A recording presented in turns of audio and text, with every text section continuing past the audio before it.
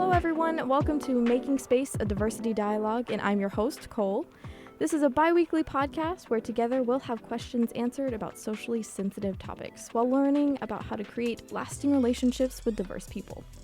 This episode we'll be discussing the words behind the term LGBTQ+. And here to help me is our expert guest, Emily Van Kirk. Hi! They are a student development specialist at the Office of Diversity and Inclusion at Tarleton State University. And tell us a little bit about what you do. I used to primarily handle our LGBTQ plus programming, but additionally I now handle our campus-wide programming, including our diversity dialogues. Our next one starts up in February. But right now I oversee our campus-wide programs. I advise two organizations, the LGBT Service Fraternity, Lambda Theta Eta, and the ASL, that's American Sign Language Club. And I also just generally support students on this campus and see what we can do to make this campus more engaging. That's incredible. That is a long list of things that you do. I like to be busy. Busy and knowledgeable, and that's what we like to have on this podcast. So we're going to go straight into the history of LGBTQ people, and it's really been around for a long time, even though the internet has kind of made it seem as if it's a new trendy thing. It's really not. Just because the internet has blown it up doesn't mean that it's suddenly new. There has been records of same-sex relationships found in almost every ancient culture, whether that society believed it was good or bad at the time. Yeah. No, dating back to Greco-Roman society, ancient India, Persia, all throughout society. It's been very common. I know, at least I did a study abroad in London, actually, and we talked a lot about their history and their monarchs. And it was brought up a lot that there was some same-sex relationships, especially within the courts. And pretty much every monarch had that. Just a little side piece. Pretty much. A little extra. They were actually a lot of the times promoted if they were good lovers. Sure. And I mean, it's not like it's going to threaten the hierarchy or the inheritance. Of course, they were born to be there. Exactly. All right. As many other minority groups, LGBTQ plus people were or have been and still are discriminated against and oppressed during history. While some civilizations did not segregate homosexual relationships and heterosexual relationships, some of them did. In, I believe, the 6th century, there was the start of laws against homosexuality. Some were specifically in the military for gay men, and then because women were at home and that wasn't as out in the open. But in most cases, they did call for the death penalty, if not heavy beatings, unfortunately. Yeah, there's definitely records of homoeroticism and homosexuality being penalized, not only within criminal law, but also within religious contexts.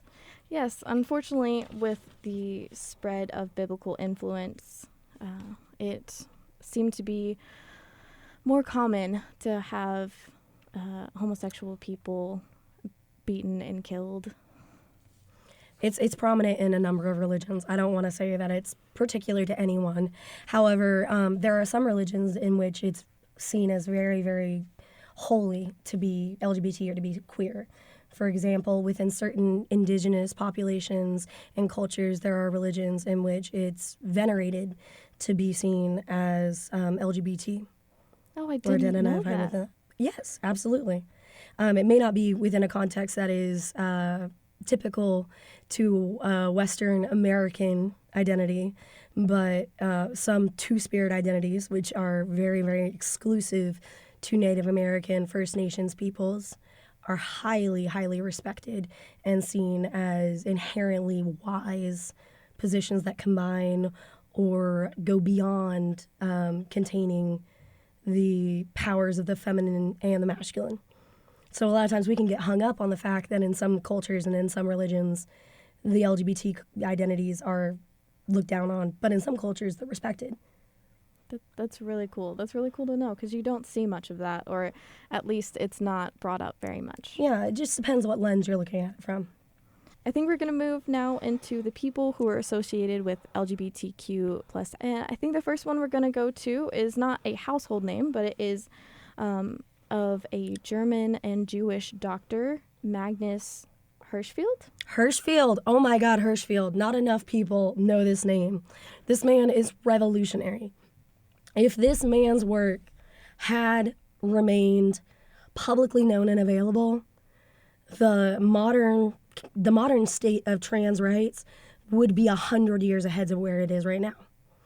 The modern state of LGBT rights in general would be 200 years ahead of where it is right now. Sorry, I got so excited.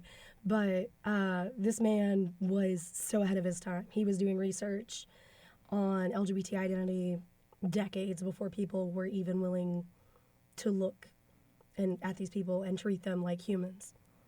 And the reason, unfortunately, why that was, of course, in Germany during the 1930s, 40s, of course, was the Holocaust, and a lot of book burnings happened then. And unfortunately, in May of 1933, his whole library was burned.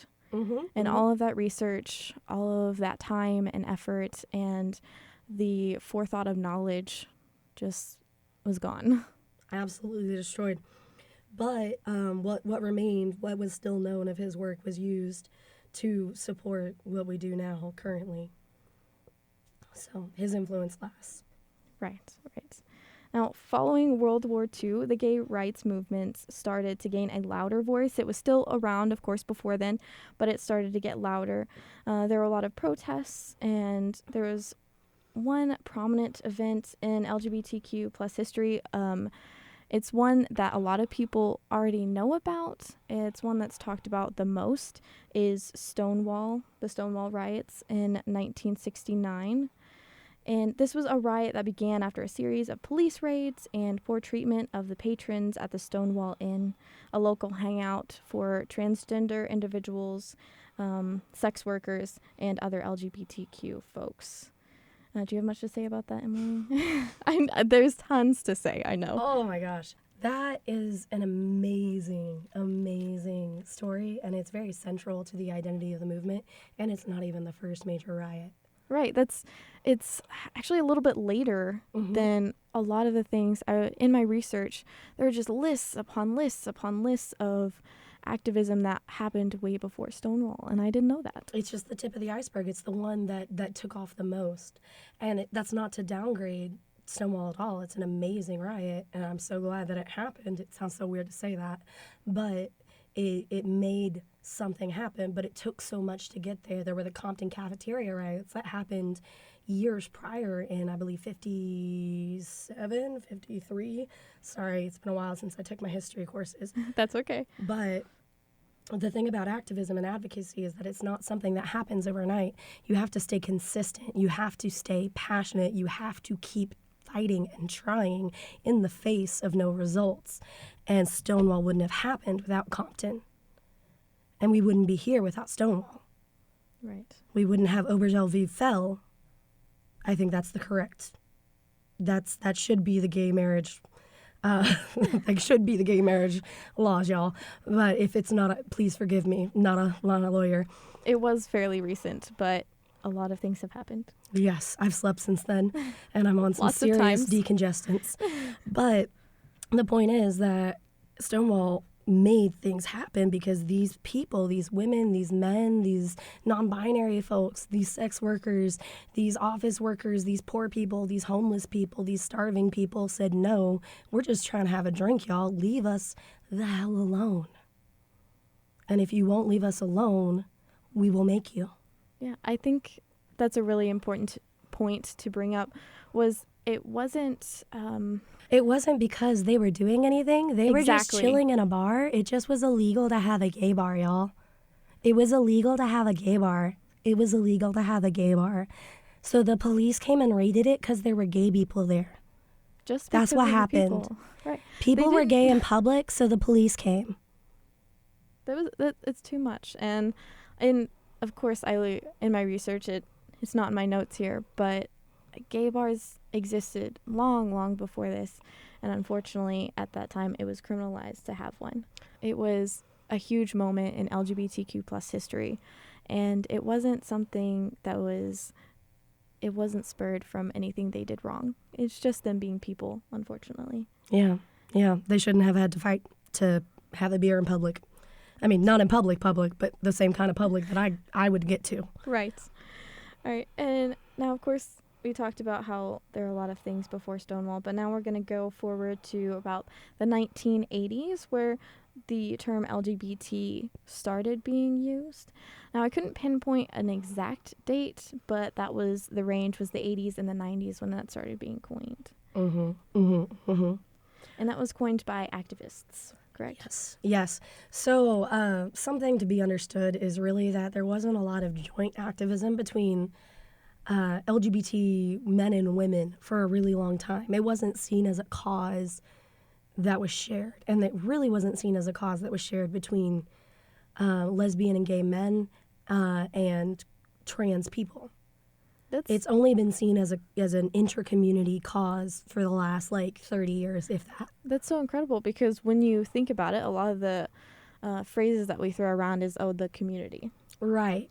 But historically speaking, gay men have advocated together, lesbians have advocated together, and trans people have advocated together. And it's only been in the last 30 or 40 years that there's been really a push since the usage of this phrase, that there's been a push to advocate as an overall LGBT community, which, I mean, I'm going to be honest, y'all, I was born in 91, and I haven't really encountered the research on this term because this term was in use before I was born.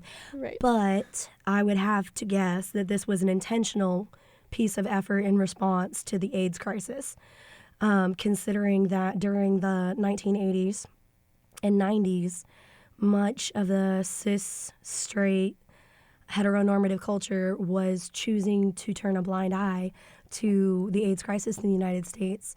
And some people were even explicitly stating that it was a punishment from God to the LGBT community for being queer, that they deserved to die. People would refuse to treat.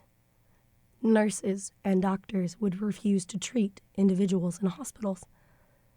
And that's when I start in the history that I've read, because remember, I have an English degree. All of my education, all of my expertise on this is self-taught. If I know it, you can learn it too. In my research, what I found is the development of joint advocacy has happened in a couple of waves between lesbian and gay men, but the strongest wave was post the AIDS crisis, when gay men started dying in incredibly high numbers and no one would help them. I think, which would be about that time. Right. That I didn't put those two together, but I think you're completely right on that. Crisis can either bring people together or separate them. And I think in this community, LGBTQ plus people really tried to come together. And the coining of this term specifically is what kind of laid the groundwork. And I do have to confess that I'm going to have to go do more research, because I am hypothesizing on air right now. Right. But I do want to be very, very honest there. But given that it's also coming out of GLAAD, I would have to guess that that's probably. And some of the terms you used earlier, we're going to make sure and hit those again a little bit in our vocabulary section. I promise. So if you're a little lost, it's okay. Just hang on and we'll get to those definitions. But I did want to mention what Emily had about GLAAD.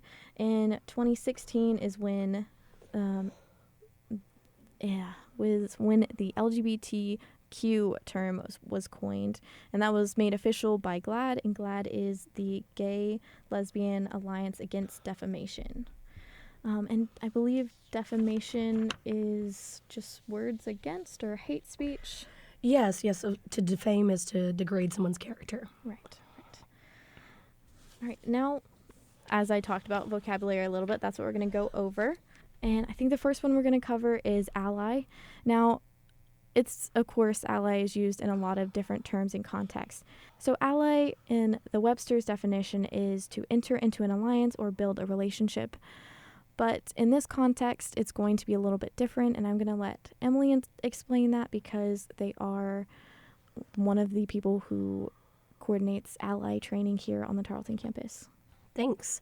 So Ally at Tarleton is a program that we use to help LGBTQIA plus students find safe spaces and safe relationships on campus with accepting individuals. And what I mean by that is just folks who are LGBT don't always know who they can trust with that information and who they can talk to about things openly without fear of judgment. And also people who want to be that kind of person for others don't always have the skills or information they need to be that person. So we like to help bridge that gap. We have 2 of those sessions coming up to help folks do that. You can find them on our calendar at tarleton.edu/diversity. I think it's a backslash. It might be a /. I'm sorry, y'all. But you can find it on our website. Please register and come see me. But we walk you through those sessions, and at the end, you get an opportunity to sign up to be one of our allies. You're made visible via a placard or pin. And then you're able to keep up with us via a newsletter, and we try to host events throughout the year. We offer this on all our campuses, and we're trying to expand our network and reach. So if you have program ideas, let me know. Yes. And Ally is really, it's a way for you to understand how to advocate for others or just to understand others in general. Yes. It's a lot like the goal of this podcast is to make sure you can get the questions you have answered without being judged and having the same respect for your peers as they do for you. The first 2 are very introductory, and I have the goal of making you able to support others. And then I have some extra stuff I do if you want to do it where we get super deep. Right. All right, I think we're going to move on to our next set of terms, and that's going to be sex versus gender. Now, sex in this context means you're a combination of physical characteristics that assign you to a certain sex at birth, right? And gender would be what you most identify with, either male, female, neither, or both, that sort of thing. Maybe something totally different. Exactly. Two-spirit is a great example. Yes, that's an identity separate from what we would normally think of, and it's specific to Indigenous people. Mm-hmm. And I think it's very specific. Yes. It originally, I believe, comes out from the Zuni tribe. Mm-hmm. Did you want to restate that, maybe give them a little bit more information? I mean, I'll just restate the sex a little bit. Okay. To explain why I asked you to phrase it that way. So a lot of y'all may have heard sex is more of a physical characteristic thing, like, oh, you have a penis, you're a male, you have a vagina, you're a female. I'm going to go ahead and say that because he said it was PG-13. Yes. The reason I asked her to say it like that is because there's this thing called intersex people that I'll talk about later, where you have a combination of physical sex characteristics. And that includes things like your chromosomes and your testes and your, I don't know, all kinds of things. And honestly, tell me right now, do you know what your chromosomes are? No, you don't. I don't. I definitely don't. So it's just not always accurate to assume that physical sex is as simple as a binary option. And research has recently found that it's not in most cases. So generally, we use sex and gender as separate terms because they don't always align. That's because transgender people exist. Right. And then gender is what you most identify with. Male, female, something neither, both, beyond, or different. Right. And that can be really hard and kind of brain-breaking. And if it is, that's okay. Right. I'm non-binary, and the concept of gender is brain-breaking for me too. And now I just don't have one. Pro tip, I recommend it. Okay. That's great. Okay. All right, let's move on to sexual orientation and what that means. And it's used to describe or label who individuals are attracted to. For example, being a gay man is a sexual orientation, meaning that a man loves a man or is attracted to a man. Wonderful. And I would be careful with the phrasing there because romantic attraction is this. Right. Romantic attraction and sexual attraction are a bit different. and I can get all in these nitty details, I have a whole coloring page. Come to Ally. Right. Or if you're not around the Stephenville, Midlothian, Waco area, then I'm sure there are some resources we'll talk about at the end where you can try to find one if you're really interested. Or I'll email you the coloring page. Right. All right. Let's get into pronouns. So pronouns, or if you remember your freshman English, or I guess elementary. It's something we use every day, and that's going to be she, her, hers, he, him, his, they, them, theirs, and there, of course, are more that have been coined as of late in recent times. Now, just an example of that would be, that's his dog. That's a short example of how you utilize pronouns. Who left their jacket? Exactly.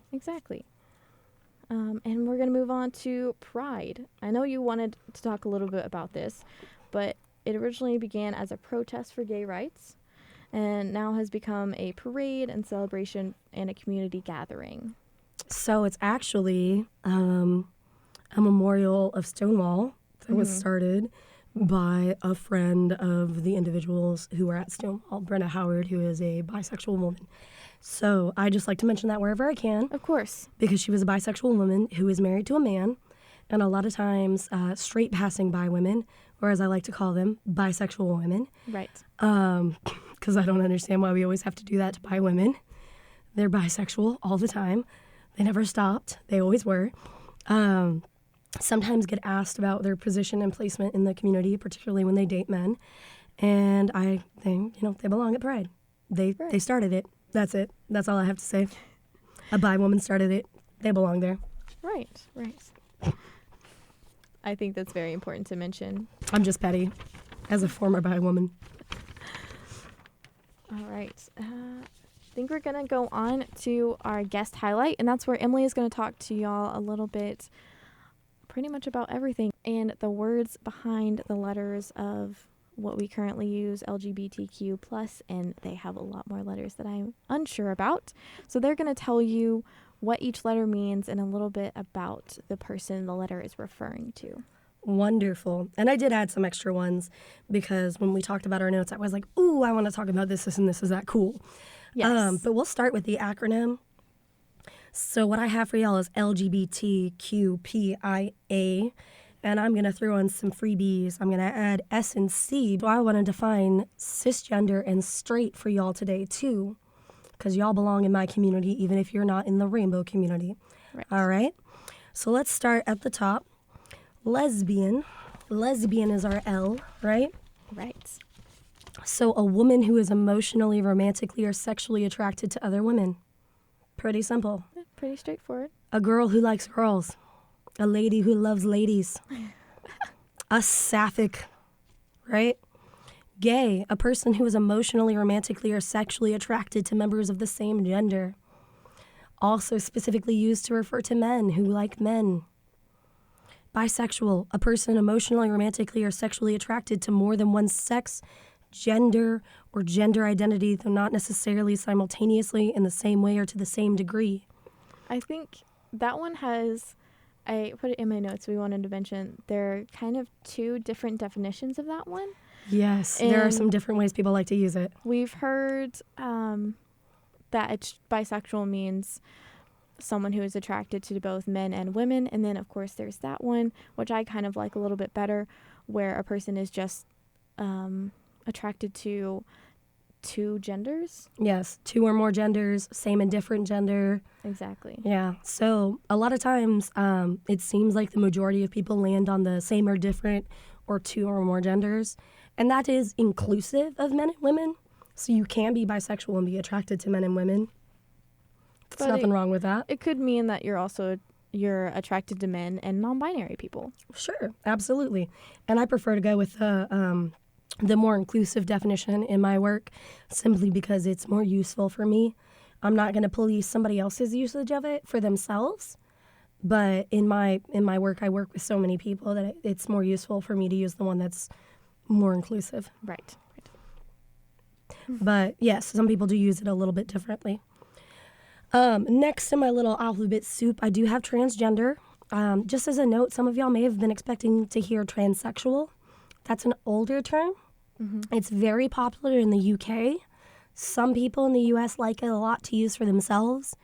I do not suggest using it for them unless they ask you to.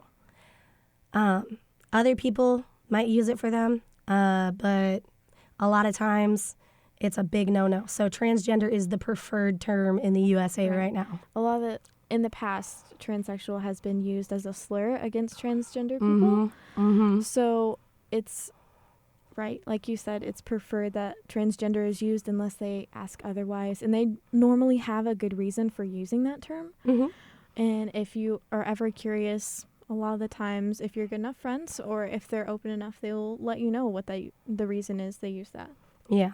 I just like to make a note because especially for some folks, if they've heard it before, if they've seen transsexual before, if they've read older literature, you might run into it, especially if you've been curious and done your research, because a lot of the older research uses it, especially medical research. It's very prominent in medical research, which is a lot of why younger folks who are transgender don't use it, is because it's very clinical. And it's associated with some medical trauma in a lot of cases. So transgender is very much preferred term. But it's used here as an umbrella term for people whose gender identity and or expression is different from cultural expectations based on the sex they were assigned at birth. So there's a very important caveat here. Something that people get a little confused about for whatever reason. But being trans does not mean that you're also going to be LGBT. You're not necessarily going to be gay. You're not necessarily going to be bi just because you're trans. Those two things have nothing to do with each other. If someone's trans and also lesbian, that's just a coincidence. They're just very, very lucky. They got 2 rainbow tickets. And then we have Q. There are actually 2 Qs. I only said Q once, but consider it Q squared. It has a double meaning similar to bisexual in a way. Right. We've got questioning, which is exactly what it says on the tin. A term used to describe people who are in the process of exploring or questioning their sexual orientation or gender identity. And then we have queer. Huge red flag here, okay? Flag on the play, y'all. I love the word queer. I am an anomaly. A lot of people are very triggered by this word. In some cases, they've heard it while they were beaten brutally. Right. It's very similar to transsexual in a way. It has been used very prominently as a slur. And that's a word that is typically only used by people in the community for themselves. Right. Or within academic context. Correct. So you will see queer theory, you will see queer studies, you will see queer scholarship, you will see it all over the place, but you won't see it used for people, and don't use it for someone unless they say to. So you can call me queer all day. You can meet me for the first time and say, oh, hey, Van Kirk, you're that queer person I saw on the radio, on the podcast. And I'll be like, yeah, nice to meet you. But don't you use it on some stranger, because they're not going to like it. You might get decked. Don't blame me. But we're trying not to have that happen. I'm trying to help you out. I'm trying to back you up here. Don't use it. It's a term used often to express fluid identities and orientations. This frustrates the pea-goodlin out of people, because they'll be like, Emily, what does queer mean? And I'll be like, whatever the heck the person who told you, just whatever they said. And they'll be like, they said it don't mean nothing. I'll be like, yeah, that's whatever they said. So it's really meant to be kind of a catch-all, express-all, fluid term. It's also used interchangeably with LGBT, or in the context of the gay community, the way the gay community is used, the queer community, because some of us don't like being referred to as gay when we're not strictly gay. So then, let's see, we've got I and A left before I get to S and C, right? Yes. So I have 1 I have 2 A's. Oh, I think you missed P. I did miss P. How could I do that? Well, it is on here, so I would have gotten to it. I'm not going to leave you out. But let's see, I stands for intersex. That's the one that I talked about a little bit earlier. So intersex is an individual who has characteristics, mixed characteristics. So this could be somebody who has maybe hormone differences, chromosomal differences, or has other differences that make it difficult for them to be categorized in one of 2 binary sex categories. Now, it is kind of interesting. They're finding that there's really some more variety between our binary constructs of sex anyway. But historically speaking, we haven't had high levels or high records of numbers of intersex people. It turns out that it's mostly because we've been forcibly reassigning them at birth. There's been some activism since the early 1990s. That's interesting. 1991 is when the first intersex advocacy group launched. So it's been about 28 years. And there's some really interesting research going on right now because a number of people found out late in adulthood that they had surgeries, infants, on their genitalia because it just didn't look right. Right. Because we have to operate on infants for non-medical reasons. And that is cis heteronormativism, which is a thing I will define, I promise. Okay. And then one of the A's is asexual, which is a person who lacks sexual attraction or desire, which is not a problem. A lot of times people hear this and they think it's a negative thing. So we talked about romantic attraction earlier. The reason that we brought that up is because some people don't experience that. Some people don't experience that just because they don't. Some people built different. Some people don't experience sexual attraction. They just don't. They just experience life differently. They got better things to do. They got more free time too. I think that's something that a lot of the times people will not understand, and not understanding something can be very difficult. I know I am a pretty controlling person sometimes, and not understanding something, it frustrates me. Sure. But it's a time where we kind of have to separate ourselves and say, well, I may not understand it, but it is an identity, and it needs respect as well. Sure. Oh, I don't get it. I don't get it at all. It don't make sense to me. Right. But I don't have to get it to understand that they are fine and they're happy. And I love my friends that are asexual, and I want them to be happy and healthy. And as long as they're happy and healthy and, taking care of themselves, I'm good. But yeah, so people can be within an asexual umbrella that exists. People can be asexual and aromantic, or they can just be asexual and still be romantic, or they can be aromantic and still be sexual. It can be really complicated, but that's neither here nor there. That's a deeper dive kind of subject we do. Yes, within that'll be Ally. Something more specific in a more specific either podcast or an Ally training if you'd like to go. Exactly. And then we do have ally within our definitions here. It's our other A. And it's a person who's not LGBT but shows support for the LGBT community and promotes equality in a variety of ways. And then we have pansexual. And it's somebody who's not limited in sexual choice with regard to biological sex, gender, or gender identity, or a person who's attracted to people of all genders or without regard to gender. That is a lot of words and a big definition. I know a lot of people will get this confused because it does have the word pan in it. Not attracted to cookware. It's not meaning cookware, we promise. It's more associated with the prefix that means multiple. All. Pan means all, like right. omni. All. So pan means all, and if you just kind of associate that with all, you'll kind of figure out what pansexual means. So real quick, cis heteronormativism. Let's break this down real quick. Ism means a philosophy or method of thought, all right? Norm means norm, like normal. It's a regimen or role or norm as in like a prescribed rule of being. What we feel as normal. Like you might expect someone to normally drive on the right side of the road because you live in America. Yes. Hetero comes from heterosexual, which is straight, which we're going to define in just a second.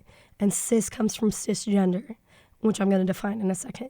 So cis heteronormatism refers to a ideology or way of thinking in which all of the norms are based around a worldview in which the norms are centered in a viewpoint that is very cisgender and straight, which is not inherently bad, but does mean that you lack the perspective of LGBT individuals, which means you might miss some things or how they might cause harm for LGBT individuals. You may not realize some word that is said or some action that is taken towards someone is discriminatory or oppressive, because there's certain norms that, of course, we all grow up with, especially in the South, if that's where you're from, that we don't notice and we don't see what other people see due to their identities, their culture, their experiences. Sure, the same way I might cause harm to people of color, the same way I might be oblivious to ways I cause harm to men around me or other things like that, just because I don't have their lived experiences. But real quick, the definition of cisgender just means that you are an individual who identifies with the gender you were assigned at birth. So when you were born, they took a look at your presented physical characteristics and they said, oh, they look like a boy, pretty sure they're a boy. You grew up and you were like, yep, pretty sure I'm a boy. You're a cisgender person. Congratulations. We're very happy for you. I'm not being sarcastic. I just can't breathe. They're a little sick right now. Yeah. The cough drops are strong today. And then as for the other term, straight, I think everybody knows what I mean, but straight is a slang term for heterosexual. Heterosexual is a clinical term for straight, and it just means that you are attracted to people of a different gender than yourself. I don't like the phrase opposite gender because I'm non-binary, so what's my opposite? Exactly. That's a good question to pose, but we'll probably get into that later. That's a long conversation. When maybe we do a transgender specific podcast. Yeah, but I think I hit all the things I said I would define, right? Yes. I think you did. Yay! I thought the heteronormativism would be harder to define than it was. It's a lot of big terms, and of course you can always go over this podcast again because it's great. It's I have all the definitions, and I can literally email them to you. I'm the only Van Kirk at Tarleton. Happy to get you these resources. I did not make them up. Of course, and you can always do your own research, and we'll swing back around to that at the very end where we give you some resources. Now, because the premise of this podcast is about Sorry. It's all right. Getting your questions answered, I've built a list of questions that a lot of people have been wanting answers to, and maybe they didn't know how to ask them or who to ask them to because it's not maybe socially appropriate in a certain time. We're going to get those questions answered for you now in a very respectful way and a very judgment-free zone type of way. I think the first question that a lot of people ask themselves when they're first in touch with this LGBTQ plus community is sexual orientation a choice? If it was a choice, I don't think I would still be attracted to men. So I don't think so. No. I really don't. Currently, all of the research that I've read has not reflected it being a choice.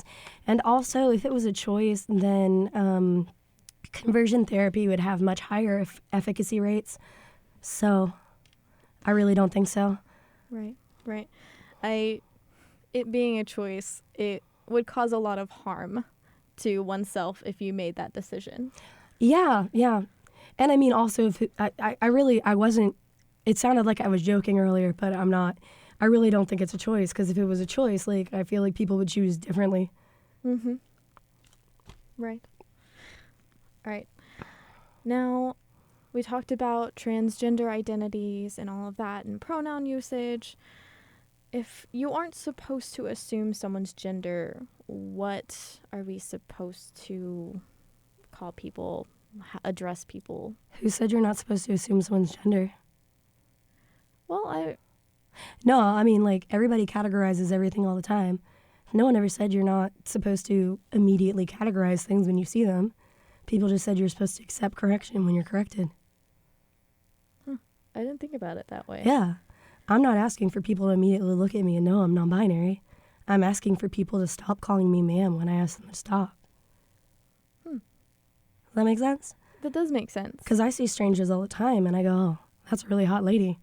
If I find out later she's not a lady and he's actually a dude, I need to correct my behavior. I don't need to beat myself up for being wrong. Right. I think there's always that hint of concern. Well, I don't want to offend this person, so I don't know what to do if I say a word, if I misgender someone, if I call them the wrong thing, they're going to be extremely upset with me. But Well, I mean, personally, I just dropped honorifics entirely, and I just said, excuse me. But unfortunately, there are some upbringings, or fortunately, that have you assign sir and ma'am a lot. I also had especially that in the upbringing. South.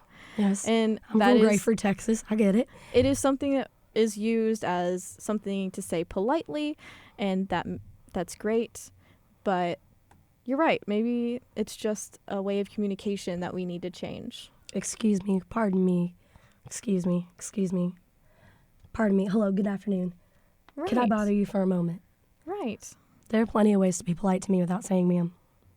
There are 5,000. Or take into consideration what that person wants. If you say something and they would prefer you not to say it, maybe it's something that you can try to adopt.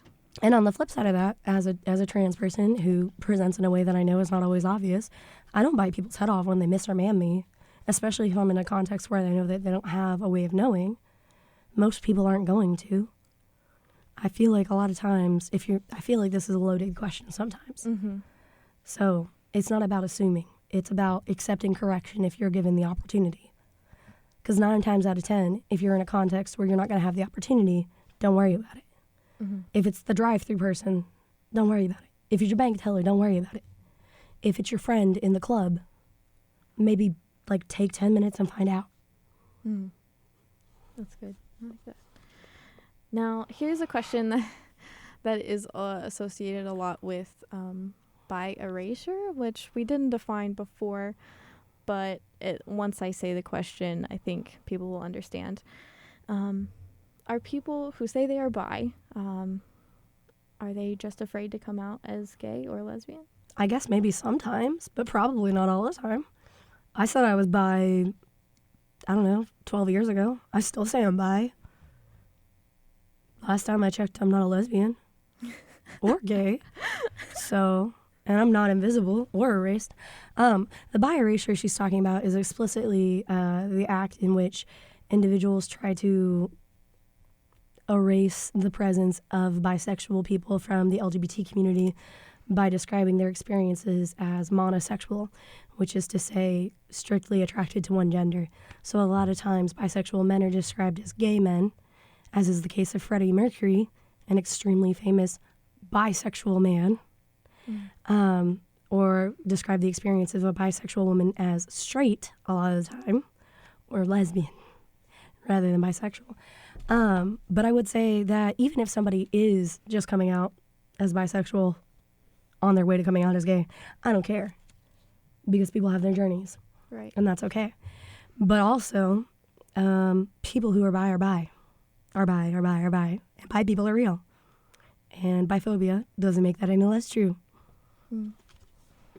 Now, we talked a little bit, as we're mentioning bisexual people, we talked a little bit about bisexual and the definition of that versus the definition of pansexual. Are they the same thing? I think it's like those Russian nesting dolls. Y'all know what I'm talking about? So yeah. Bisexual is the big nesting doll and pansexual is the little nesting doll. But it's like the bigger definition. I don't know how to explain that.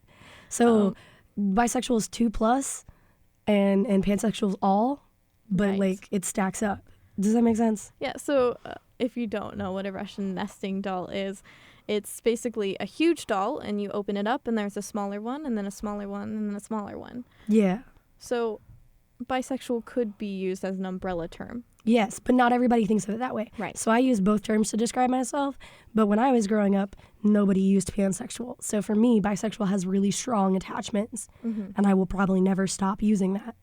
But a lot of people would describe my sexuality as being more accurately pansexual. Not that anyone can ever tell you what your sexuality is more accurately than you, and if they do, they're jerks. All right? Yes. But yeah, I would say that they're not the same thing, but they're related because they're what's called multi-attracted, multi-gender attracted. Okay. All right. Now, here's something that unfortunately gets thrown around a lot. I know I've heard it before, but I'm trying not to laugh right now. I know. is homosexuality caused by something or by trauma of any sort? Is homosexuality caused by something? Yeah, by being attracted to people of the same sex. Okay. It's caused by being gay. Homosexuality is caused by being gay. I think what the question is generally trying to ask, no, it's okay. It's okay. Is if it's caused by something physical or something that's happened, something that's occurred. Research says no. So I'm not trying to be snotty. No. I just don't have the stats on me right now. Of course. But I will say that is something that has been tossed around, historically speaking, mostly in the context of young women. There's this idea that women who have been sexually assaulted by men turn to other women because, like, violence from men makes you long for a woman's touch because they're not going to hurt you. And I'm like, have you met women? Women can be violent too. And that's a huge problem because there's an underreporting of violence within the LGBT community, particularly domestic violence within female-female pairings. But that's neither here nor there.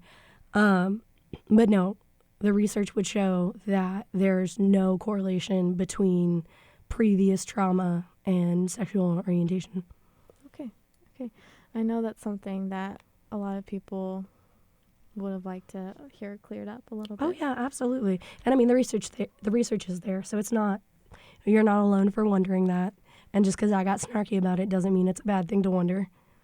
It is something that a lot of people think about, and it's just about researching and learning. And thankfully, we have science, and we've had a lot of research done, and experiments, and etc. So I think we're going to go to, why do people have to come out? Or gay people have to come out? Because you never asked us in the first place. Like, we never asked them. Like, people assumed we were straight. Oh, so we wouldn't have to back. come out if it wasn't assumed we were straight. And that's like, going back when to did that people whole- assume that you were first? When did people first assume you were straight? I mean, always. Yeah, right? Always. Right. I don't remember when my parents ever, like, it's always been assumed that I was a girl. It's always been assumed that I was going to marry a man. It's always been assumed that I was going to have 12 kids and, like, homeschool them forever. Boom. Homeschoolers. Yeah, I know. Jumper clan for life. But, I'm homeschooled too, so just a preference for that. but, for real, we wouldn't have to come out if y'all didn't put us in the closet. And that's not meant in a derogatory way, but straight people don't have to come out because there's never an in. It's always never like a shoved in yeah. situation. It's like, oh, he's so cute. Look at him with his little girlfriend at pre-K. Oh, she's boy crazy already. Oh, he already has a crush on that pretty girl on the TV. That doesn't happen when you're LGBT, right? Mm-hmm. I don't have memories of that. I have memories of trying to hide my interest in girls from my mom because I got in trouble. Right. I think that goes back to that definition you mentioned before, heteronormatism. Yes. Of people growing up in just a worldview of maybe what their parents taught them or what the culture around them taught them was normal. Mm-hmm. And the way, especially in the South, we're taught is normal is boy, girl, Mm-hmm. husband, wife. Mm-hmm. I had a very gendered upbringing too, because my Right. parents are very, very, very old school. Like, I wasn't even taught how to change my own oil. I was taught how to attract the attention of a nice man to come do it for me. So it was a very complicated kind of situation. So I'd say that's definitely it. Gay people have to come out because other people make them.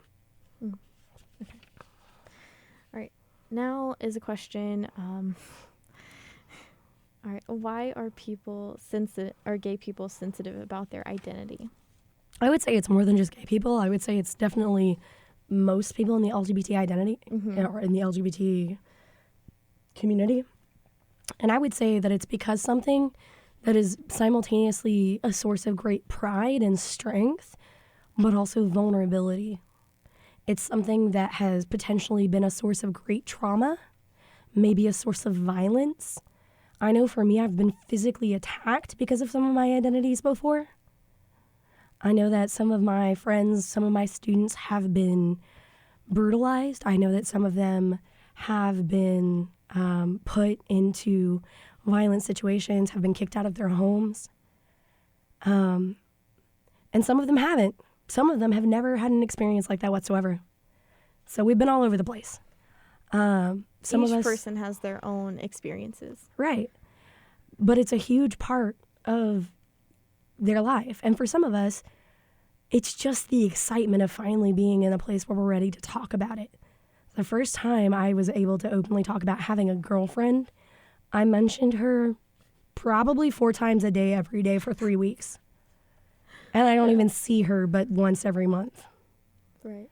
And it might be annoying, and I would have reacted super badly if someone had gotten on to me about it. And I would have been really sensitive. And I'm 28 years old. And it's because I never got to do that before. Mm-hmm. So I think the sensitivity comes in because it is so vulnerable. It is so unprotected. It is sometimes almost underdeveloped because they haven't had the ability to do it before, especially for maybe our first time in college population. If you're 18, if you're away from your parents for the first time, maybe this is your first time fully being able to explore that part of your identity. Right. It's a place where you can finally have a little bit more independence and really figure out who you are as a person. You might be more jumpy. You might be a little bit more skittish. I'd be more sensitive. Mm-hmm. Right. Okay, so I want to get into a little bit more of the, I don't want to say politics, but what the government has set up now, because we talked about in the history about how homosexuality was criminalized before. A lot of the times it was very punished, pretty brutally. So I'm going to rephrase that. Do LGBTQ plus people have the same rights as straight people? So I'm going to have to contextualize this a little bit. Do you mean legally? Do you mean should they? Legally. I want to go. So, no. And that's on a federal level and on a state level. So currently I could be fired at any time for my job, for my sexuality, and I would have no recourse. I could be fired at any time from my job, for my gender, and I would have no recourse. They could literally put that in the firing paper and it would be legal. I could be denied housing in the state of Texas for being trans and it would be legal.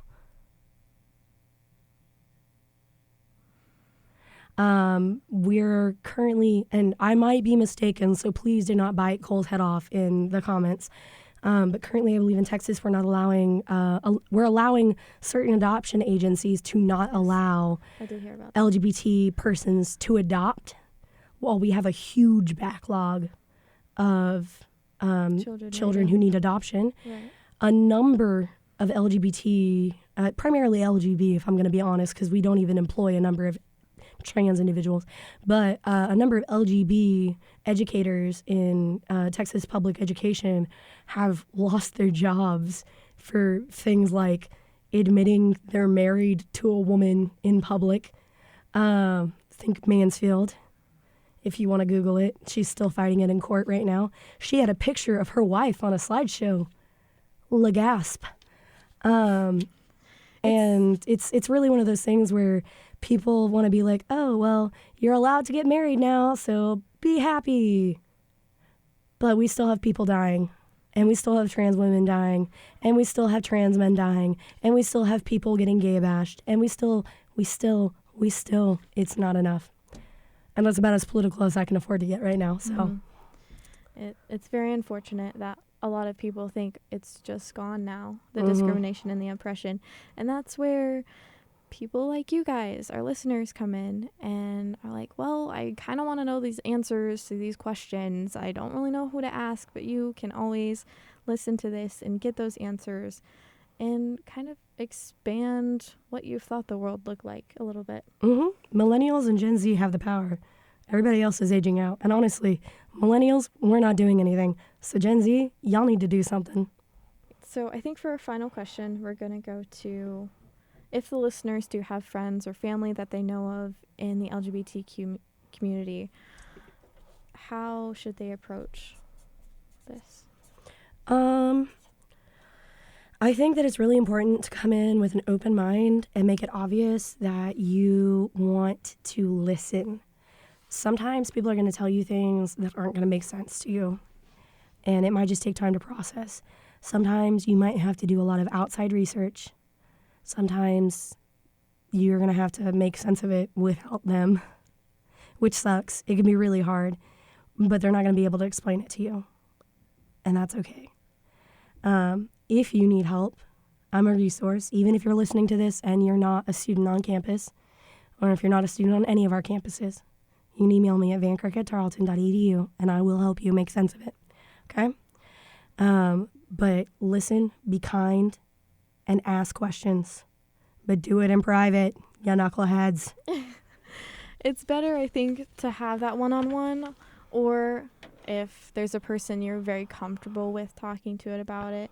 Or you can always go on Facebook and find 100.7 The Planet. That's where this podcast is based out of. Message us. I control a lot of the messaging on there, so those questions can always be asked to me. Now, we went over a lot of information and a lot of answers that you kind of have to digest, and that's okay. There's a lot of material to work out here about minority groups. And if you'd like to know more for specifically LGBTQ plus individuals, PFLAG, it's pflag.com or .org, is a good resource, especially for those questions. They have a long list of questions and their answers. If you'd like to know a little bit more about the modern, it wasn't that long ago, but the more modern era of LGBTQ plus advocates, visit glad.org, and that's GLAAD.org. That'll be a good place for that. And also, Emily wrote this down for me, for dummies, pretty much, is hrc.org. And that's where it's a generalization of all we've talked about and a lot more. Most of my definitions came off of HRC, so. Right. Now, if you, like I said before, follow us for updates about making space and find The Planet 100.7 on Facebook and Instagram. A full list of topics of the season will be hopefully drawn out pretty soon. And we'll be discussing things anywhere from mental disability, physical disability, to maybe even the N-word coming up soon. So please join me and a new expert every week and get those tough questions answered. Bye.